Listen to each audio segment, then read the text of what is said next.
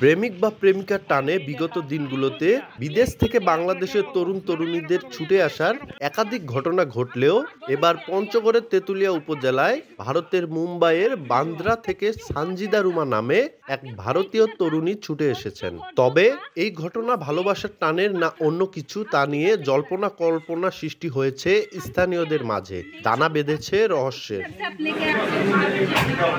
অবৈধ পথে সীমান্ত অতিক্রম করে এসেছেন পঞ্চগড়ের তেঁতুলিয়ার ভজনপুর ইউনিয়নে, অথচ পঞ্চগড় বাংলাদেশের অংশ জানেন না সীমান্ত পার হয়ে আসা ভারতীয় এই তরুণী।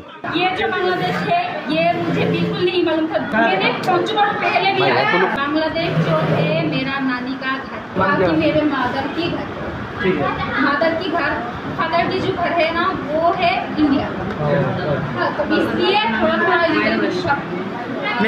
দিনের বেলাতে কালো রঙের বোরকা পরে মহাসড়কে বিচ্ছিন্নভাবে ঘোরাফেরা করতে দেখে স্থানীয়দের সন্দেহ হয়। পরে তাকে আটক করলে হিন্দি ভাষার পাশাপাশি পাওয়া যায় কথাবার্তায় অসঙ্গতি। স্থানীয় এক ব্যক্তির দাবি, ভারতীয় এই তরুণীকে পঞ্চগড় সদরের মিরগড় এলাকায় দেখেছেন।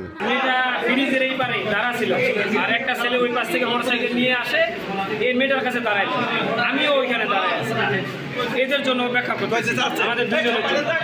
ওরা তখন আরেকটা ছেলে আসে, মেয়েটার সাথে কি গল্প করলো, কানে কানে গল্প করে ওরা তখন চলে আসবে, আমরা তখন চলে আসবো। আসার পথে দেখি হঠাৎ করে আবার ভজনপুরের ওইখানে জায়গার নাম জানি না, মানে রাস্তায় খালা রাস্তায় ওই মেয়েটাই।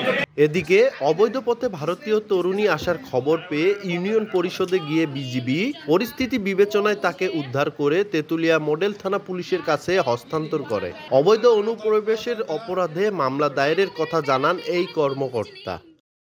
ওটা আইনগত ব্যবস্থা প্রয়োগ করেছেন, আমিও বাইরে আছি, বিজিবি নিয়ে আসছে।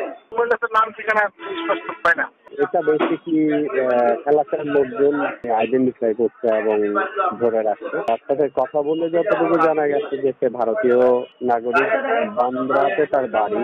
অবৈধ অনুপ্রবেশের কারণে আমরা পুলিশের কাছে হ্যান্ডওভার করছি। পুলিশ আমাদের কাছ থেকেই মামলা নিবে। 30 জুলাই দুপুরে পঞ্চগড়ের তেঁতুলিয়া উপজেলার বামনপাড়া এলাকায় চলাফেরা ও কথাবার্তায় অসঙ্গতি পেয়ে তাকে বোরকা পরা অবস্থায় আটক করে ভজনপুর ইউনিয়ন পরিষদ কার্যালয়ে নেন স্থানীয়রা।